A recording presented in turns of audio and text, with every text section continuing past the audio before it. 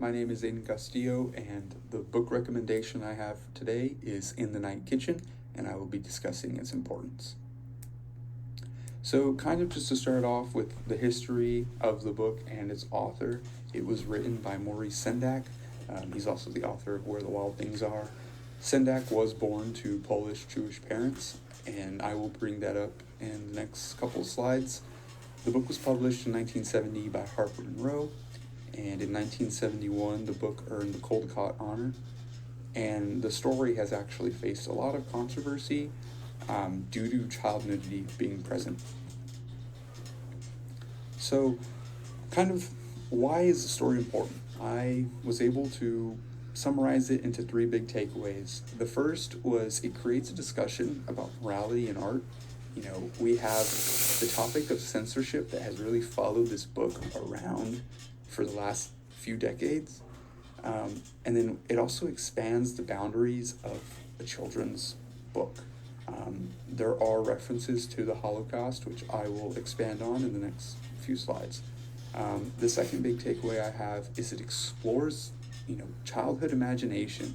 It validates the inner lives of children, and it offers some very dreamlike visuals, especially when Mickey is flying through the city on his little plane of bread.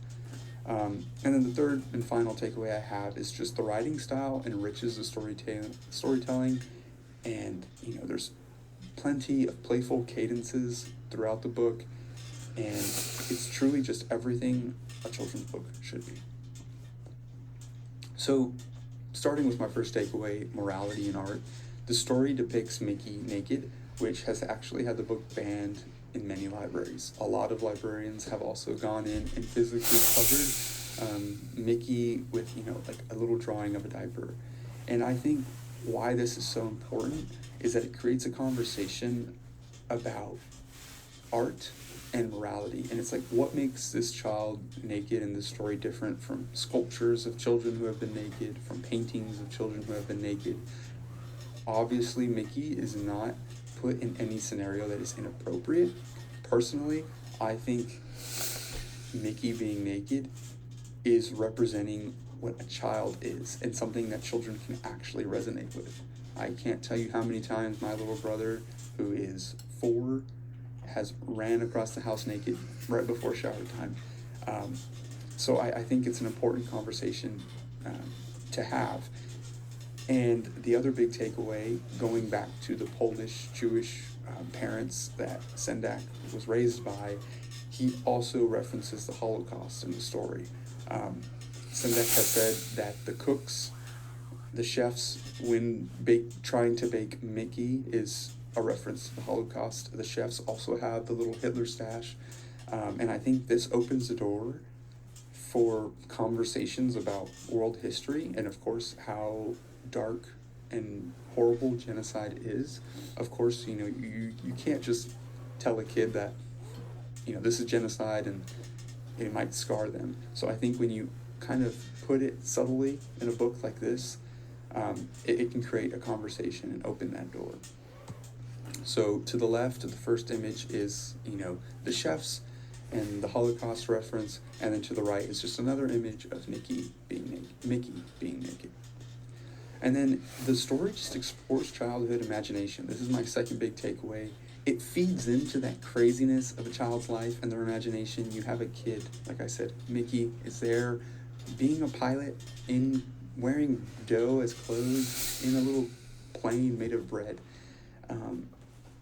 He's trying not to get cooked by these giant chefs. He's running naked through parts of his dream. I'm going to move on to the images, but still talk about how it can resonate with children, having that trouble to sleep at night. It's something that every kid relates to. They wake up, they go to their parents' room. In this case, Mickey gets lost in this world in a kitchen.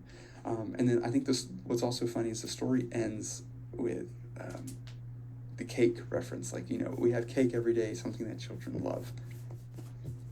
And then finally, the writing style just enriches the story. The pictures and the text are spaced out perfectly, where they don't, get jumbled up together.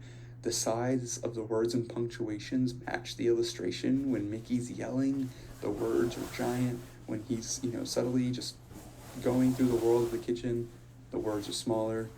And Mickey speaks like a child. His thoughts are not super sophisticated. It's something that you could truly envision a child saying. So thank you for your time, and thank you for considering my book.